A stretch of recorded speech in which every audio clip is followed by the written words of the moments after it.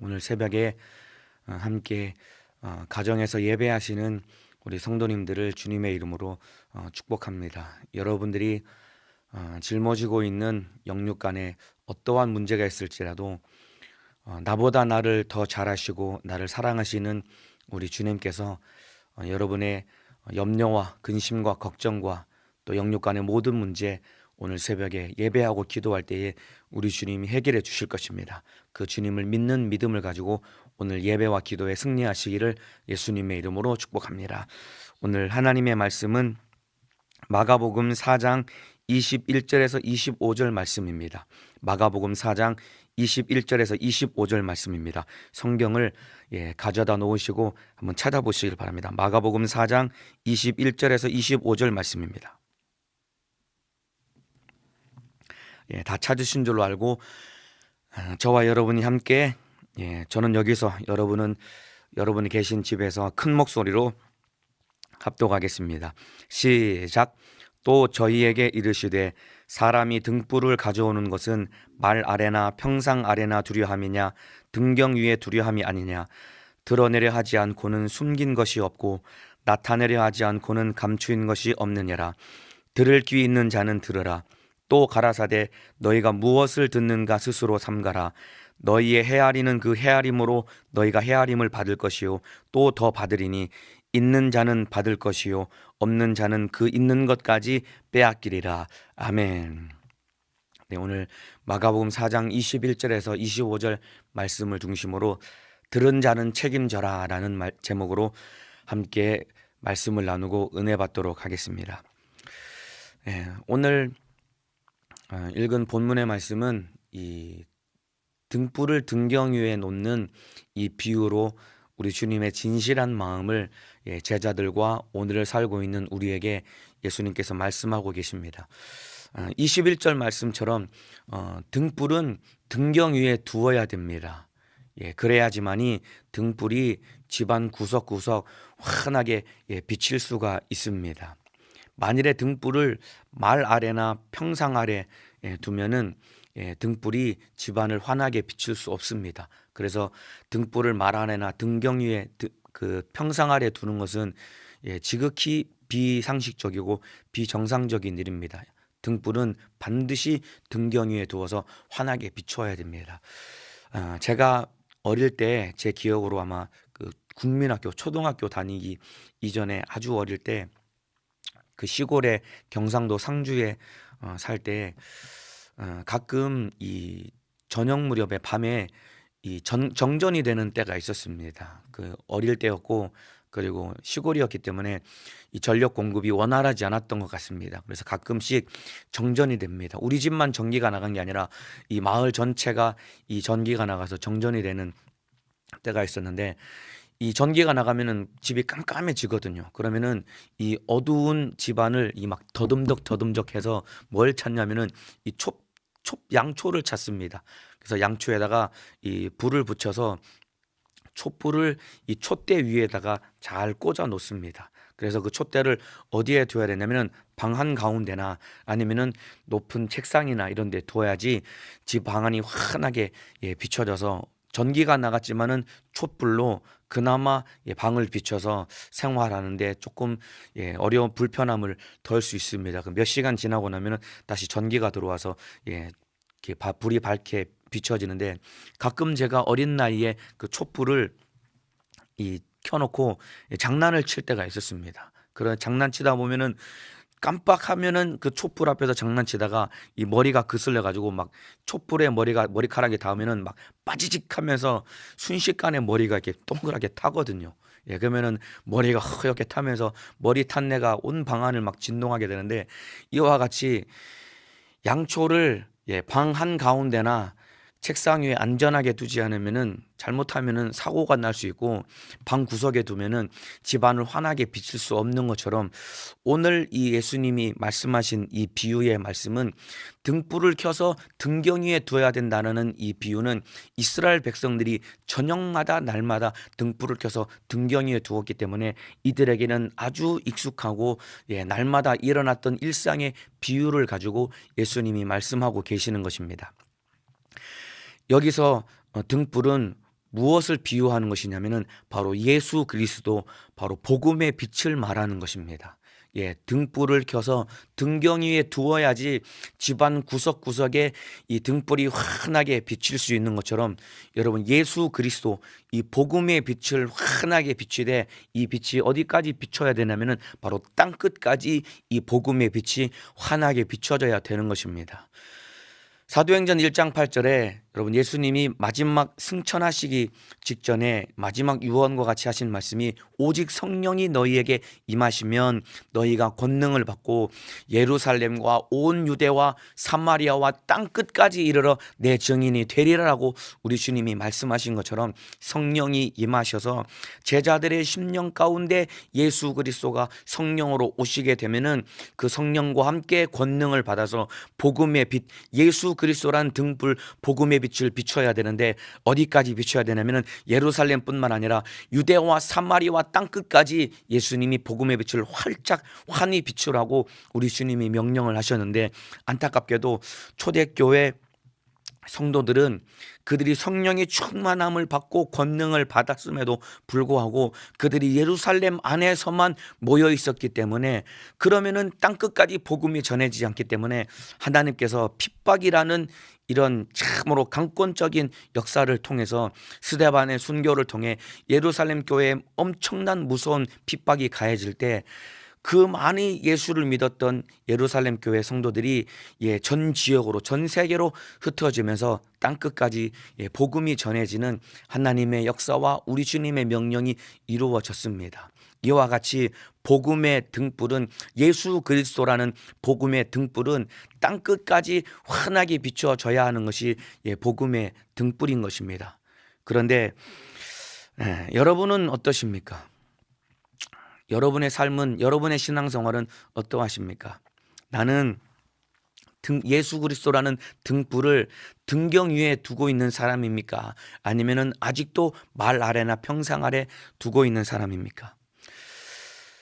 교회에 와서는 등경 위에 등불을 둔 사람처럼 내 안에서 예수가 환하게 비치지만은, 정작 예수라는 등불을 가지고 환하게 비춰야 될 세상에서는 예수를 말 아래나 평상 아래 둔 것처럼 예수를 감추어 두고 예수를 숨겨두는 사람이 아닙니까 혹시?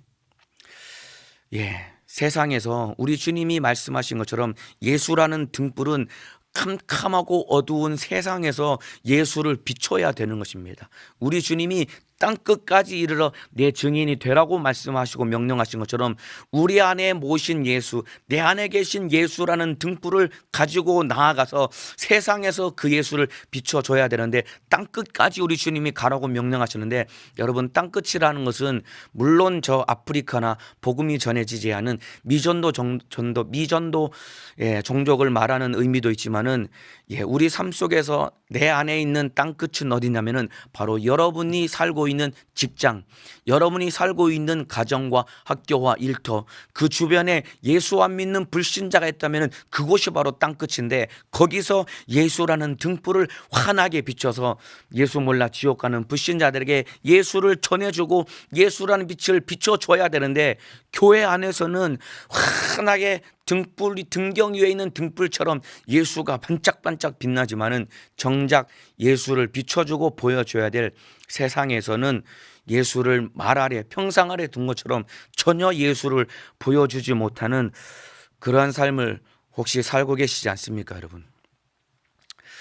가끔 이 청년들과 이 대화를 해보고 또 청년들의 삶을 이렇게 함께 나누어 보면은, 청년들 중에 오해하고 있는 것이 무엇이냐면은, 청년들이 신앙생활, 영적 생활을 교회 생활로 착각하는 사람들이 여러 사람들이 있습니다. 신앙생활은 곧 교회생활, 영적생활은 곧 교회생활, 이렇게 오해하고 착각하는 사람들이 있는데, 여러분 신앙생활, 영적생활은 교회생활만이 신앙생활, 영적생활이 아니라 내가 살고 있는 직장에서도, 가정에서도, 그리고 학교에서도, 내 삶 속에서도 내 안에 예수가 계시고 성령이 계시기 때문에 그곳에서도 영적으로 살아야 되고 그곳에서도 신앙생활을 해야 되는 것이 나를 향한 우리 주님의 뜻인데, 우리 청년들 가운데 신앙생활을 마치 이분법적으로 생각을 하기 때문에 교회 안에서는 신앙생활, 영적생활, 영적으로 살아야 되고 사회생활은 그냥 마치 필요악이기 때문에 여기서의 삶은 그냥 무가치하고 필요악과 같은 삶이기 때문에 여기서는 아무런 예수 그리스도를 나타내지 않고 보여주지 않는 그런 이분법적인 삶을 사는 청년들을 제가 가끔 만나 보았습니다. 여러분, 우리의 삶은 교회 생활 그리고 사회생활 따로 나누어지는 것이 아니라 교회에서도 계신 그 예수님이 세상에서도 함께 하시고 교회에서 만난 그 예수를 세상에서 보여줘야 되는 것이 우리의 삶이요 신앙생활인데, 정작 보여주고 나타내야 될 땅끝인 세상에서, 캄캄하고 어두워진 그 세상에서 예수를 보여줘야 되는데 오히려 세상에서는 예수를 보여주지 아니하고 그냥 예수 없는 자처럼, 예수가 계시지만은 말 안에 평상 아래 있는 것처럼 예수를 보여주지 않는 그런 삶을 사는 사람들이 종종 있는 것을 제가 봤습니다. 여러분, 그 세상에서 우리가 하고 있는 학교에서 하는 학업과 공부하는 일, 그리고 직장에서 돈 벌기 위해 하는 직장생활, 사회생활, 그리고 사업하는 모든 일, 주님이 다 나에게 맡겨두신 일이기 때문에 주의 일처럼 감당해야 됩니다. 여러분, 교회에서는 열심히 예수님을 나타내기 위해서 열심히 살지만은 세상에서는 예수가 없고 그냥 세상은 악한 곳이기 때문에 여기서는 예수 없이 무가치하게 삶을 살아서는 절대로 안 됩니다. 세상에서 내게 맡겨준 일, 그거 주님의 일입니다. 여러분, 혹시라도 여러분 가운데 오해하고 계시는 분이 계시다면 오늘 이 새벽에 여러분의 생각을 바꿔야 됩니다. 세상 일도 주님이 나에게 맡겨준 일이기 때문에 그냥 세상 일은 돈 벌고 그냥 필요악이기 때문에 그냥 무책임하고 무가치하게 사는 것이 아니라 거기서 진짜 예수를 나타내고 거기서 진짜 예수님의 뜻을 이루어야 되는 것이 세상인 것입니다.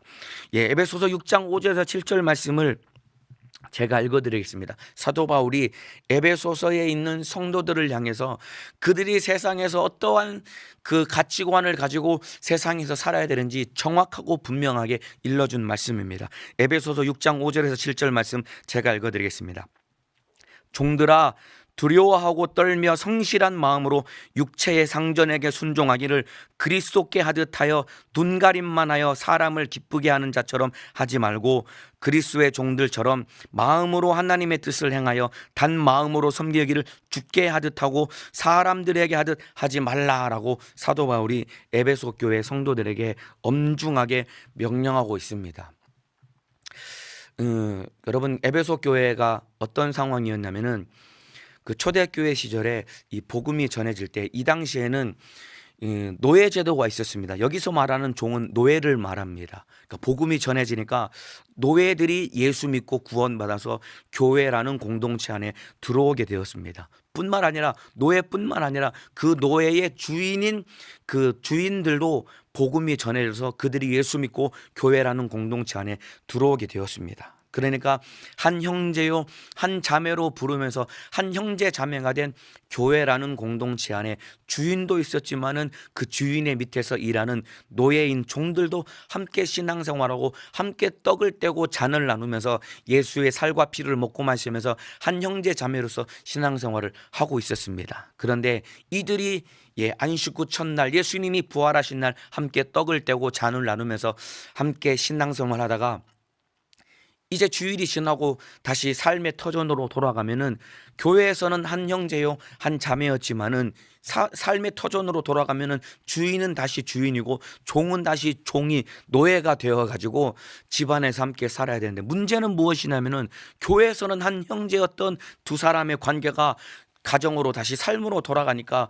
이 노예들이, 종들이 불성실한 태도로 주인을 대하기를 시작하는 문제가 생긴 것입니다. 그러니까 교회에서 한 형제로 대접을 해주니까 이들이 삶으로 돌아가면은 여전히 다시 노예였기 때문에 주인을 주인처럼 잘 섬겨야 되는데 무책임하고 무가치한 삶을 살기를 시작한 것입니다. 그래서 사도 바울이 그들을 향해서 엄중하게 명령하기를 그 마음으로 육체의 상전에게 순종하기를 그리스도께 하듯 하라라고 사도 바울이 엄하게 명령했습니다. 종들에게 명령하기를 너희 육체의 상전에게 섬기기를 순종하기를 그리스도께 순종하듯이 그렇게 순종하라고 바울이 명령을 하고 있는 것입니다. 그러니까 교회 안에서 열심히 한 형제요 한 자매이기 때문에 열심히 서로 섬기고 신앙생활 잘 하면서도 정작 자기의 삶으로 돌아가서는 진짜 섬겨야 될 육체의 상전을 제대로 섬기지 않냐고 불성실하고 무책임한 태도로 살아가는 그들의 삶을 무섭게 질타하고 꼬집으면서 육체의 상전을 섬기기를 그리스도께 하듯 그렇게 섬기라는 것입니다. 그러니까 바꿔 말하면은 여러분이 날마다 월요일부터 금요일까지 또 누군가는 토요일까지 살고 있는 생활하는 여러분의 직장에서의 삶을 어떠한 마음가짐으로 직장 생활을 해야 되냐면은 바로 교회에서 여러분에게 맡겨주신 직분을 감당하고 충성하고 예배하고 기도하고 신앙생활 하듯이 영적 생활 하듯이 여러분의 삶 속에서 그렇게 예수 그리스도를 섬기듯이 주의 일 하듯이 여러분이 직장에서 성실하게 맡겨진 일을 잘 감당하라는 것이 우리에게 맡겨주신 직장 생활의 윤리요 삶의 태도인 것입니다, 여러분. 그러면서 마음으로 섬기기를 주께 하듯 하고 사람들에게 하듯 하지 말라라고 우리 주님이 바울을 통해 우리에게 엄중하게 명령하고 계십니다. 그런데 여러분의 삶은 어떠하십니까, 여러분? 진짜 예수 그리스도라는 등불 복음의 빛을 환하게 비춰야 될 캄캄한 이 세상 땅끝에서 예수를 보여주고 예수 그리스도는 등불로 복음의 빛을 환하게 비춰야 될 거기에서 내 삶이 무책임하고 게으르고 나태한 삶을 살아가고 계시지 않습니까, 여러분?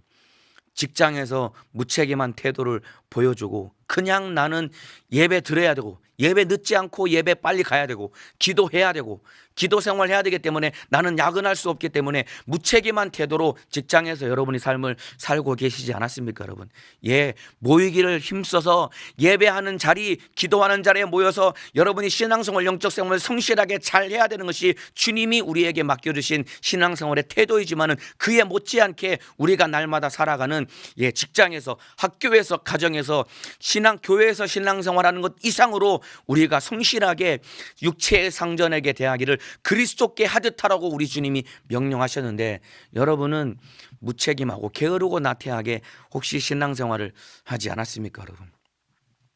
신앙생활을 교회 생활 따로 사회생활 따로 이렇게 나누어서 사회생활은 무가치한 것, 의미 없는 것, 필요 악과 같은 것들, 신앙생활은 가치 있고 영적인 것은 소중한 것 이렇게 나누어서 생각하며 살고 있다면 오늘 그 여러분의 오해를 수정하고 우리 주님이 등불을 등경 위에 두는 것은 온 집안을 환하게 밝히는 것처럼 예수 그리스도라는 등불이 내 안에 오신 것은 복음의 빛을 캄캄하고 어두운 세상에 환하게 비추라라고 우리 주님이 명령하셨는데 정작 교회 안에서는 등불이 환하게 비추는데 세상에 나가서는 캄캄한 세상에 나가서는 등불을 말 안에 등경 안에 둔 것처럼 예수를 전혀 보여주지 못하고 나타내지 못하고 그것뿐만 아니라 육체의 상전을 그리스도께 섬기듯 세상 직장일과 학교의 일, 가정일을 주의 일 하듯이 마음 쏟아서 해야 되는데 무가치하게 여기서 무책임하게 하고 있는 우리의 삶이 있다면 그것 때문에 오히려 복음이 가로막히고 제한받는 것입니다, 여러분. 불신자들에게 예수 믿고 천국 갑시다. 우리가 말로 복음이 전해지는 것은 분명하고 확실한 것입니다. 우리의 입술의 말을 통해 복음이 전해지는 것은 분명하고 확실한 것인데 우리의 말을 통해 전해지는 복음이 사람을 변화시키고 그 복음이 그 사람의 영혼을 살리기 위해서는 무엇이 반드시 필요하냐면 내 입술을 통해서 예수를 말하는 내 입과 똑같이 내 삶을 통해 예수를 보여줘야 되는데 말은 예수 믿으라라고 말을 하지만은 실상 나의 삶은 예수를 전혀 담지 않은 직장에서 지각하고 직장에서 그냥 피곤하니까 졸고 참으로 불성실한 태도를 보이고 가정에서도 예수를 보여주지 못하고 학교 생활도 엉망으로 하는데 누가 내 삶을 보고 나도 예수 믿어야 되겠다는 그런 생각을 누가 하겠습니까, 여러분? 그러니까 예수를 보여주고 나타내는 삶, 이것이 진짜 신앙생활이고 세상에서 예수를 보여주고 나타내는 삶을 사는 것이 이것이 신앙생활이고 진짜 영적 생활입니다. 여러분, 우리 주님이 창세기 1장 28절에 아담과 하와에게 엄청난 복을 주시며 명령하십니다. 생육하고 번성하여 땅에 충만하라, 땅을 정복하라, 그리고 땅을 다스리라, 모든 천지 만물을 다스리라라고 하나님이 아담과 하와에게 복을 주시면서 명령했습니다. 물론 아담과 하와가 범죄함으로 그 모든 복을 빼앗기고 박탈당한 것 같지만은, 여러분, 창세기 9장 1절 2절 이하에 노아가 노아 홍수 이후에 노아와 그 8 식구에게 다시 한번 하나님이 이 복을 주시면서 명령을 주십니다. 생육하고 번성하여 땅에 충만하라, 모든 것을 내 손에 붙였으니 네가 다스리라라고 하나님이 다시 한번 우리 아담과 노아와 그 8 식구에게 이 명령을 하신 것은, 이 명령이 동일하게 우리에게도 적용되는 명령인 것입니다, 여러분. 그러니까 저와 여러분도 똑같이 교회 안에서만 열심히 사는 것이 아니라 세상에서 생육하고 번성하여 땅에 충만하고 정복하고 다스리라라는 이 말씀처럼 우리가 세상에 나가서 하나님의 뜻을 이루고 세상을 정복하고 예수 그리스도로 세상을 정복하고 예수 그리스도의 이름으로 세상을 다스리는 하나님의 자녀다운 삶을 살아가야 되는데, 정작 정복하고 다스려야 될 세상에서는 전혀 아무런 영향력을 끼치지 못하고 예수를 보여주지 못하는 저와 여러분의 삶을 이제 돌이키고 바꿔서 주님 오실 날 얼마 남지 않은 이때에 예수 그리스도의 복음을 들고 나가서 땅 끝까지 예수 증인되는 삶, 내 삶에서 예수를 보여주는 삶을 살아야 됩니다, 여러분. 로마서 8장 19절 20절에 이런 말씀이 있습니다. 피조물에 고대하는 바는 하나님의 아들들에 나타나는 것이니 피조물이 허무한 데 굴복하는 것은 자기의 뜻이 아니요 오직 굴복해 하는 이로 말미암음이니라 라고 말씀하고 있습니다. 피조물이 허무한 데 굴복하는 것은 자기 뜻이 아니요 오직 굴복하게 하는 이의 뜻으로 말미암아 굴복한다는 이 말은 무엇이냐면은, 여러분 보세요. 아담이 범죄함으로 하나님께 떠나게 되면서 아담이 저주를 받습니다. 아담이 저주를 받으면서 똑같이 저주를 받은 것이 무엇이냐면은 이 땅도 저주를 받게 됩니다. 땅은 너로 인하여서 가시덤불과 엉겅퀴를 낸다라고 우리 주님이 말씀하신 것처럼 아담이 범죄함으로 이 모든 천지 만물이 함께 저주를 받게 되어서, 그때부터 하나님을 떠난 죄인들에게 죄 짓는 일에 사용당한 것이 바로 피조물입니다.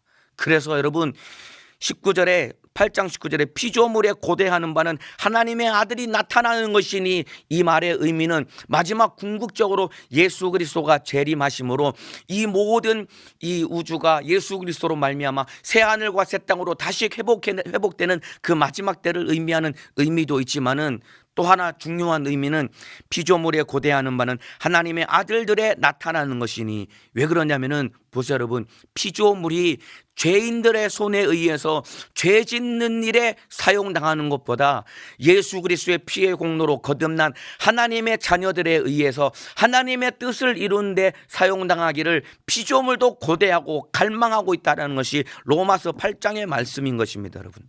그러니까 보세요, 여러분. 저와 여러분이 예수 믿고 구원받은 우리가 진짜 캄캄하고 예수라는 빛을 비추어야 될 세상의 캄캄한 세상에 나서 예수를 비추어야 되는데, 정작 거기서는 예수를 보여주지 못하고 나타내지 못하는 저와 여러분의 삶을 이제 돌이켜서 세상에서 예수를 보여주고 나타낼 수 있는 믿음의 삶을 사시기를 예수님의 이름으로 축복합니다.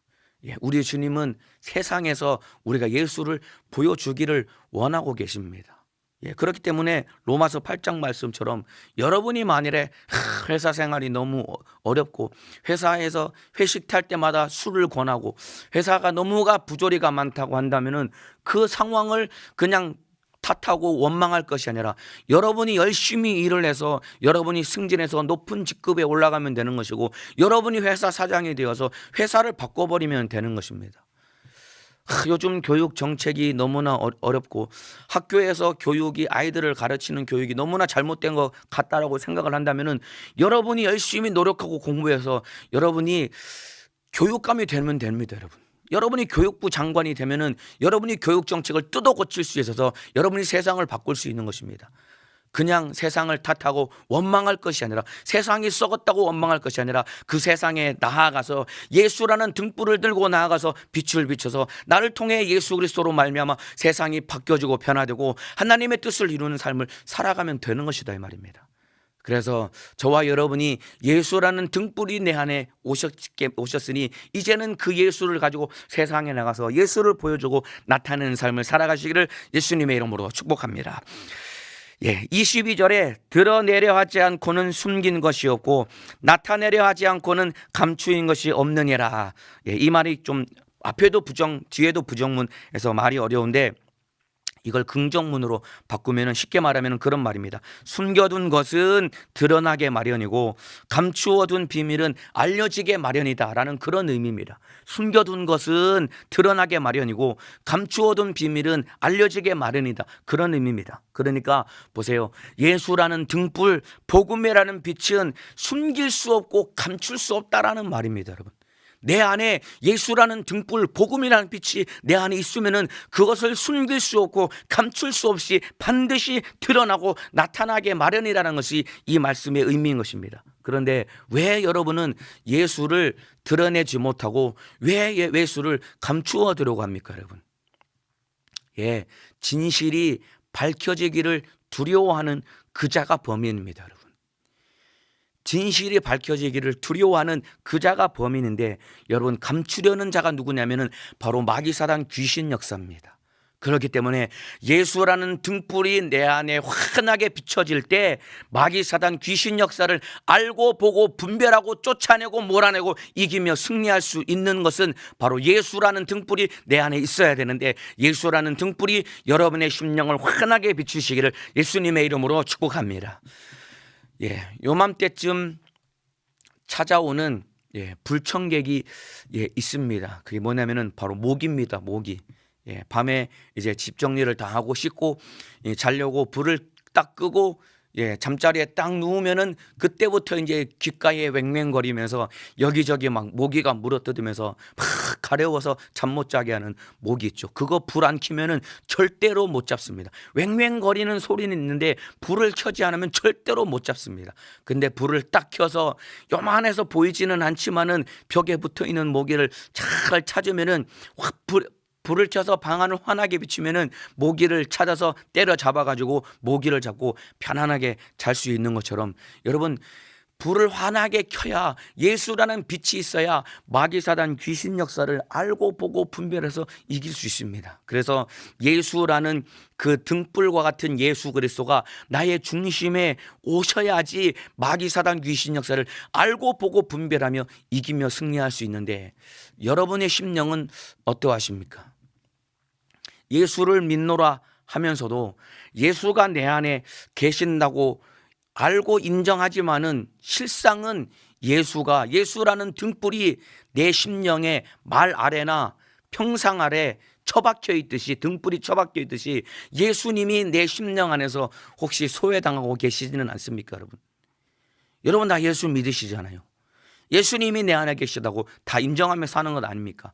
그런데 실상은 등불을 가져다가 말 아래나 평상 아래 두는 것처럼 정말로 비상식적이고 비정상적인 행동을 하는 것처럼 내 안에 예수가 내 심령 한쪽 구석에서 소외당하기 때문에, 그렇기 때문에 내가 나를 보지 못하고 내 안에 역사하는 마귀 역사를 깨닫지 못하고 세상에 나가서 예수를 비추지 못하는 것은, 예수가 내 안에 계시지만은 내 심령 한쪽 구석에서 소외당하고 있다면은 그 예수님을 다시 내 심령의 중심 가운데 그 예수님을 모시고 예수라는 등불을 통해 내 심령을 환히 보고 마귀사단 귀신 역사에게 속지 말아야 되고, 그 예수라는 등불을 가지고 세상에 나가서 예수를 보여주고 나타내고 수많은 지옥 가는 영혼, 멸망하는 영혼, 참으로 어두워서 캄캄해서 지옥으로 끌려가지만은 몰라서 망하는 그 영혼들을 예수 그리스도를 통해서 그들의 생명을 살려내는 하나님이 일하시는 전도자, 예수 생명을 전하는 사람으로 만들어져야 되는 것이 우리의 신앙생활이고 영적 생활입니다. 그런데 보세요, 드러내야 될 예수는 드러내지 아니하고 진짜 환하게 빛을 비춰서 드러내야 될 예수는 내 안에서 드러내지 아니하고 오히려 감추어 두고 비밀로 해야 될 남의 아픔과 남의 상처와 남의 비밀을 들추어내기를 좋아하는 것이 우리의 악한 근성 아닙니까, 여러분? 예수를 드러내고 예수를 보여줘야 되는데 오히려 기관 안에서, 부 안에서, 구역 안에서, 회사에서도 남의 허물을 들춰내기를 좋아하고 남의 아픔을 들춰내기를 좋아해서 그것 가지고 뒤에서 남 험담하기를 좋아하고 남 뒷담화하기를 좋아하면서 남의 아픔과 슬픔과 고통을 드러내면서 그것 가지고 좋아하면서 뒤에서 낄낄거리면서 남 비판하고 험담하기를 좋아하는 저와 여러분, 내 안에 예수가 나를 충만히, 예수라는 빛이 내 안에 충만히 계시지 않기 때문입니다. 여러분, 저와 여러분이 예수 안에서 한 가족이라면은 절대로 남의 허물을 들추어낼 수는 없는 것입니다. 여러분, 에덴 동산에서 여러분 아담과 하와가 벗었으나 부끄러워하지 않았다라는 것은 그들이 진짜 서로 사랑하는 한 가족이었기 때문에 아담과 하와가 벗었지만은 그들의 서로의 허물을 참으로 판단하지 않고 비판하지 않고 가족이기 때문에 서로 덮어주고 사랑하는 관계였는데, 남의 허물을 비판하고 판단하는 것은 한 가족이 아니기 때문에 그런 삶을 사는 것입니다. 여러분, 예수가 내 안에 계시고 그 예수로 남의 허물을 덮어주어야 되는데 드러내야 될 예수는 드러내지 않냐고, 기관 안에서, 부실 안에서, 그리고 구역 안에서 남 말하기 좋아하고 남 판단하기 좋아하는 그런 어리석고 참으로 미련한 우리의 모습, 이제 다 내어버리고 그거 마귀 사단 귀신 역사에게 속는 겁니다. 여러분, 속으면서도 속는 줄 모르고 그렇게 마귀 역사가 원하는 대로 끌려가는 삶을 살고 있는 저와 여러분, 이제 속아서는 절대로 안 됩니다. 예수를 드러내고 예수를 나타내야 됩니다. 23절에 들을 귀 있는 자는 들어라. 지난주에도 말씀드린 것처럼 우리 주님은 비유를 맞추면서 들을 귀 있는 자는 들어라라고 우리 주님이 말씀하시는데, 오늘 본문에도 들을 귀가 있는 자는 들어라라고 말씀하셨는데, 이 말은 너희가 들었거든 만들어져라라는 말씀입니다. 들었다면은 바뀌라라는 말씀입니다. 이런 말씀을 듣고도 만들어지지 아니하고 말씀을 듣고도 바뀌지 않고 변하지 않으니까 교회 와서는 예수 잘 믿는 것 같으면서도 정작 예배가 끝나고 삶의 터전으로 돌아가면은 바뀌지 않고, 들었지만은 들은 자가 아니기 때문에 삶이 바뀌지 않고 변하지 않고 나를 뜯어고치지 않으니까 세상에 나가서는 여전히 똑같은 모습으로, 죄인된 모습으로 살고 있는 저와 여러분, 우리 주님이 안타깝게 여기는 마음으로 귀 있는 자는 들으라는 것은 너희가 들었다면은 만들어져야 돼. 들었다면은 너의 삶이 바뀌어야 돼. 우리 주님의 애절하고 진실한 요구요, 주님의 명령입니다. 오늘 들은 말씀대로 내 안에 예수 모시고 이제는 예수를 드러내고 예수를 나타내고 세상에서 예수를 보여줄 수 있는 믿음의 사람 되시기를 예수님의 이름으로 축복합니다. 24절에 또 가라사대 너희가 무엇을 듣는가 스스로 삼가라. 너희의 헤아리는 그 헤아림으로 너희가 헤아림을 받을 것이요 또 더 받으리니 라고 우리 주님이 말씀하고 계십니다. 너희가 무엇을 듣는가 스스로 삼가라. 이 말은 내 말을 잘 새겨 들으라는 말씀입니다. 이 두 번째 비유입니다. 내 말을 잘 새겨 들으라는 얘기입니다. 그러면서 너희의 헤아리는 그 헤아림으로 너희가 헤아림을 받을 것이요 또 더 받으리니, 이게 이 말의 의미가 무엇이냐면은 너희가 남에게 달아주는 만큼 받는데 더 받는다라는 그런 의미입니다. 너희가 헤아리는 그 헤아림으로 헤아림을 받는다는 것은, 여러분 남에게 줄 때 한 대박 쌀이나 보리를 줄 때 한 대박 두 대박 이렇게 헤아려서 주면은 준 만큼 그 받은 사람이 나에게 돌려주는데 더 주는 것처럼 너희가 남에게 주는 만큼 받는다라고 우리 주님이 말씀하고 계십니다. 그러니까 이 말의 의미는 너희가 복음을 들었거든 전하라, 또 주어라, 이런 말씀입니다. 너희가 복음을 듣고 복음을 가졌거든 너희가 복음을 전해주고 복음을 나눠주라는 주님의 의미, 주님의 명령인 것입니다. 그래서 이 말씀은 여러분 21절, 오늘 본문의 21절 22절 복음을 비춰라라는 그 비유에 더 적극적인 자세를 촉구하는 것이 우리 주님의 명령입니다. 그러니까 복음을 비추는 것뿐만 아니라 복음을 나누어 주라는 말씀입니다. 너희가 복음을 나누어 주는 만큼 준 만큼 이상 더 많이 받는다는 것이 우리 주님의 약속입니다. 복음을 나누어 주면은 나누어 준 만큼 받는데 나누어 준 것 이상으로 베풀어 주는 것이 우리 주님의 마음이요 주님의 약속입니다. 제가 그 20대 초반에 그 해외 단기 선교를 다녀온 적이 있습니다. 2주 동안 그 자비량으로 다녀왔는데 제 시간을 내서 제 돈을 들여서 2주 동안 복음을 전하고 왔는데 쉬운 사역이 아니었고 굉장히 육체적으로는 힘들고 어려웠습니다. 내 시간 투자하고 내 돈 들여가지고 다녀왔는데 너무나 감사하고 하나님의 큰 은혜가 되었던 것은 내 시간을 투자하고 내 돈을 들였기 때문에 많은 것을 손해보고 가는 것 같았지만은 선교를 다녀왔을 때 내가 투자한 시간과 내가 쏟아 부은 돈보다 더 많은 것을 우리 주님의 은혜 가운데 얻고 돌아왔는데, 여러분 선교를 다녀오니까 제 안에 무엇으로도 어디에서도 얻을 수 없는 예수 생명을 제가 풍성히 얻고 돌아왔습니다. 그래서 오늘 이 22절 24절 말씀에 또 더 받으리니 받을 것이요 더 받으리니, 더 받는다는 것은 무엇이냐면 바로 예수 생명을 우리에게 더욱 넘치도록 부어주신다는 것이 우리 주님의 명령입니다. 그러니까 오늘 설교 제목처럼 들은 자는 책임져라라는 제목처럼 우리가 복음을 들었다면 책임을 져야 되는데, 이 복음을 캄캄하게 어두워서 세상에서 예수 몰라 지옥 가는 영혼들에게 이 복음을 나눠 주어야 되는데, 너희가 나누어 주면은 준 만큼 받는데 더욱더 풍성하게 받는 것은 너희 심령 가운데 예수 생명이 풍성하도록 우리 주님이 부어주시겠다고 약속한 주님의 말씀입니다. 제가 선교를 다녀오니까 몸은 힘들고 돈도 쏟아붓고 2주간의 시간이 흘러갔지만은 그 가운데 우리 예수 생명이 풍성하게 넘쳐서 얼마나 기쁘고 감사하고, 그 선교가 제 삶을, 제 인생을 바꾸는, 제 인생을 결정적으로 바꾸는 전환점이 될 만큼 저는 큰 은혜를 받고 왔습니다. 이만큼 복음을 나누어 주는 자, 복음을 전하는 자, 예수라는 빛을 환하게 세상에서 비추는 자에게는 우리 주님이 큰 은혜를 베풀어 주신다고 약속하고 계시는 것입니다. 그러면서 오늘 본문 마지막 절에 있는 자는 받을 것이요 없는 자는 있는 것까지, 그 있는 것까지 빼앗기리라라고 우리 주님이 말씀하고 계십니다. 여러분, 무엇이 있는 것이고 무엇이 없는 것일까요? 있는 자는 무엇이 있는 것이고 없는 자는 무엇이 없는 것일까요?